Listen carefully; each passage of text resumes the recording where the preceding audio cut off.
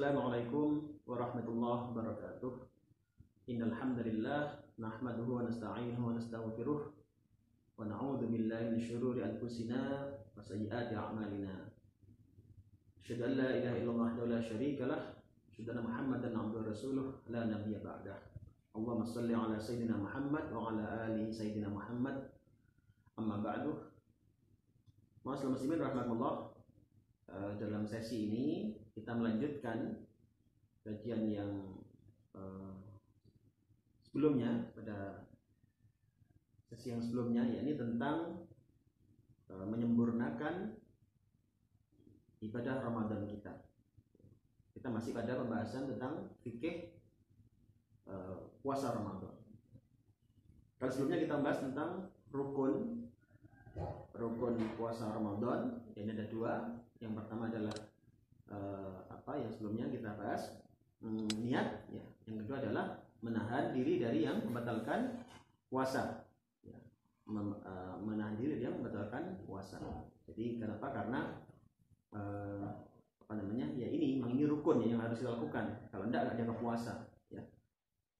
Sejak kapan? Sejak terbitnya fajar sampai terbenamnya matahari, ya. Nah, kita lanjutkan, hadirin, yakni yang berikutnya adalah tentang tadi masih kita tambahkan sedikit, ya, untuk masalah waktu puasa ini. Jadi makanya harus hati-hati, ya, kalau kita berbuka, sahur atau berbuka, hati-hati.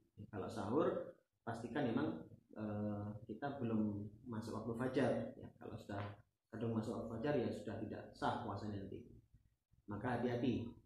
Jadi dalam satu riwayat, Kanjeng Nabi itu kalau puasa, kalau makan sahur, itu jaraknya adalah kira-kira 50 ayat, ya, dari adzan. Jadi kalau di menit kira-kira 15 menit lah, ya. Tapi harus dijaga, ya, jangan sampai kita kelewatan. Baru adzan, sudah adzan kita baru makan sahur, ya, tidak boleh. Jadi makanya harus hati-hati, jangan sampai kelewat masuk waktu subuh, ya.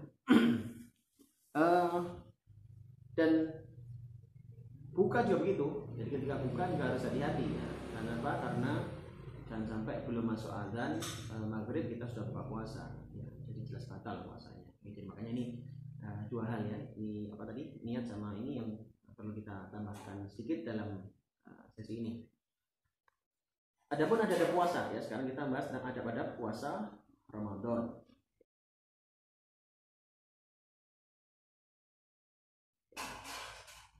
Apa sih ada pada puasa Ramadan? Nah, ini saya ambilkan dari risalah yang ditulis oleh guru kita, ya, Ibnu Al-Mutin.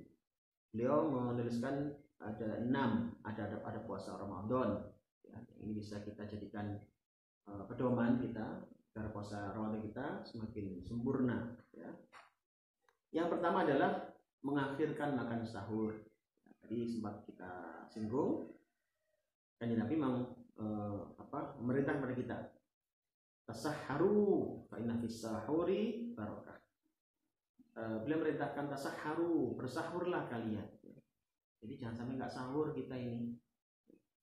Fa inna fis sahuri barakah, karena sesungguhnya dalam sahur itu ada barakah. Al-hadits atau kama qala. Sahur, jangan sampai nggak sahur, ya. Kalau kita puasa Ramadan ini, walaupun hanya seteguk air, misalkan panjenengan makan sahur nggak biasa, makan malam belum biasa misalkan, maka usahakan minimal itu minum air putih, jangan sampai nggak belas, nggak boleh.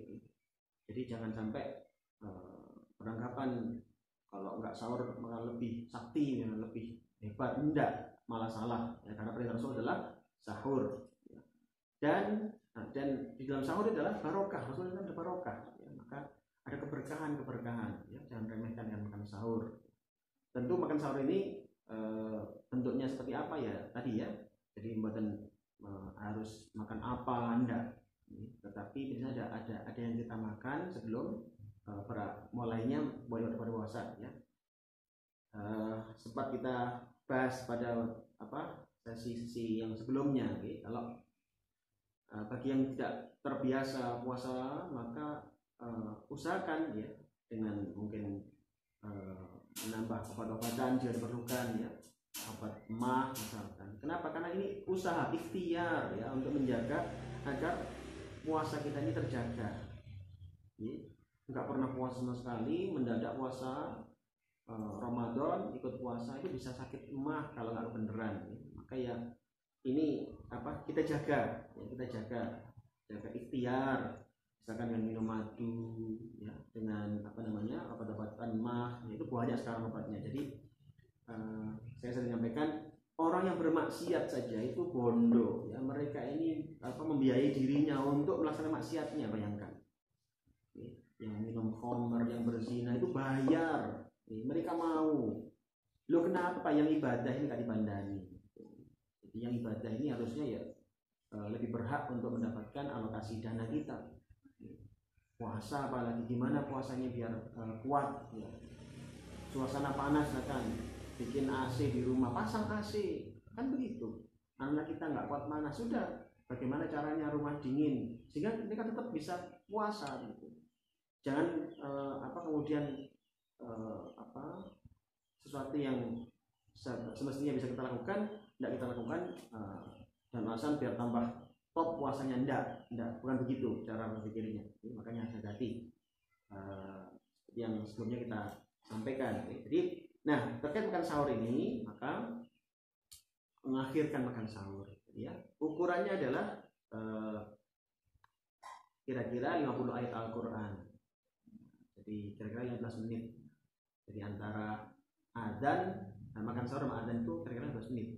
Jadi kalau kita hitung hari ini mungkin kira-kira ya tarhim itu, pas tarhim, sebelum tarhim itu kita harapannya sudah selesai. Nah, sudah selesai, tinggal mungkin gosok gigi, tinggal kemudian ya merampungkan lah yang belum minum, tinggal unjuk, kemudian yang mungkin obat-obatan yang harus diminum ya, mungkin yang sedang sakit maka ya harus diminum. Ada koreksi lagi, cek lagi apa yang kurang.